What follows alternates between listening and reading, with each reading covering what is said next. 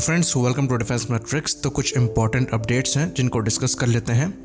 तो defence acquisition council द्वारा रक्षा मंत्री की अध्यक्षता में करीबन 13,165 करोड़ के जो प्रपोजल्स हैं उनको अप्रूव किया गया है। तो इस अमाउंट का जो 87% है यानी कि 11,486 करोड़ उसे इंडिजिनस सिस्टम की खरीद में खर्च किया जाएगा।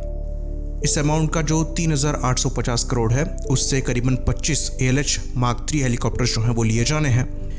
तो ये जो ध्रुव मार्क 3 हेलीकॉप्टर्स हैं ये काफ़ी ज़्यादा कैपेबल हेलीकॉप्टर्स हैं।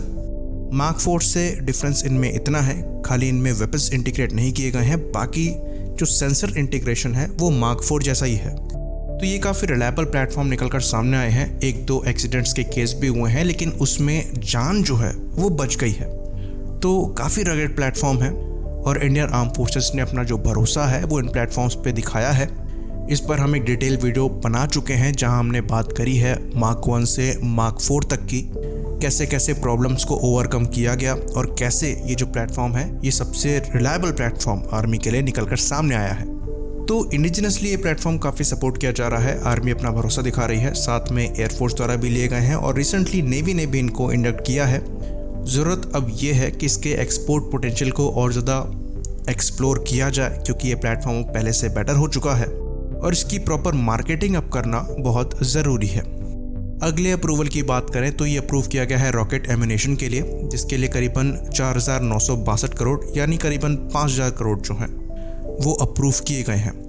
तो इनसे जो प्रोक्योरमेंट है वो करना है टर्मिनली गाइडेड म्यूनेशंस का। तो अब ये टर्मिनली गाइडेड म्यूनेशंस क्या हैं?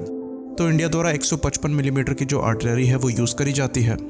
उससे जो राउंड फायर किए जाते हैं उसमें कोलेटरल डैमेज को कम रखने के लिए और एक्यूरेसी बढ़ाने के लिए नए टर्मिनली गाइडेड म्यूनेशंस को यूज़ किया जाएगा। तो ये लेज़र डेजिग्नेटर द्वारा लेस किए गए टारगेट को हिट करने में सक्षम होंगे और करीबन 8 से 20 किलोमीटर तक के टारगेट को करेक्टली डिस्ट्रॉय करने में सक्षम होंगे। तो करीबन 33,000 राउंड्स की जो रिक्वायरमेंट है उसको पहले रखा गया था। तो इसको बाय इंडियन IDDM कैटेगरी के अंदर रखा गया है, यानी कि इसको इंडिया में ही डिज़ाइन, डेवलप और मैन्युफैक्चर किया जाना है। तो यहाँ पर इंडिजिनस डेवलपमेंट को बढ़ावा दिया गया है और ये जो 2 अप्रूवल हैं ये इसका सबूत हैं। तो रिसेंट प्रोक्योरमेंट अगर हम देखें, चाहे हम अर्जुन मार्क 1A टैंक की बात कर लें, चाहे हम बात कर लें एयरबस के C295 की, बढ़ावा दिया जा रहा है इंडिजिनस मैन्युफैक्चरिंग और इंडियन प्रोडक्ट्स को।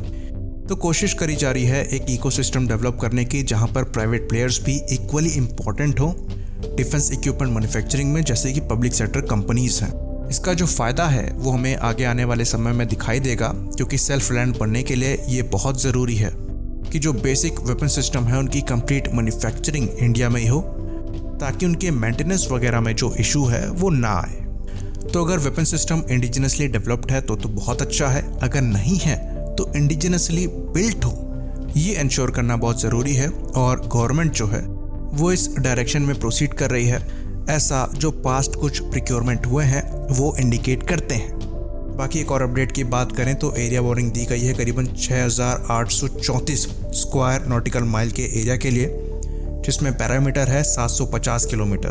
तो ये स्ट्रेट लाइन में नहीं है और ये एक्सपेरिमेंटल फ्लाइट व्हीकल के लिए है। तो जो लॉन्च विंडो है उसे 6 से 8 अक्टूबर रखा गया है और ऐसा लगता है कि ये निर्भय क्रूज मिसाइल के लिए हो सकता है।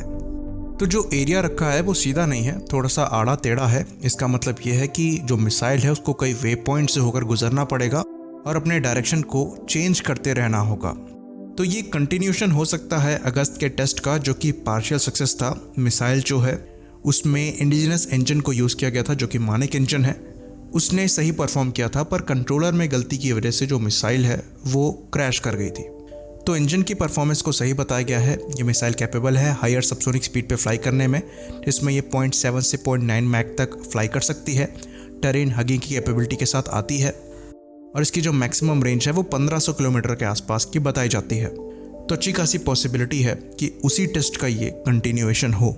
इसी बात पर इन अपडेट्स को हम ख़त्म करेंगे। लाइक करिए, सब्सक्राइब करिए। जय हिंद।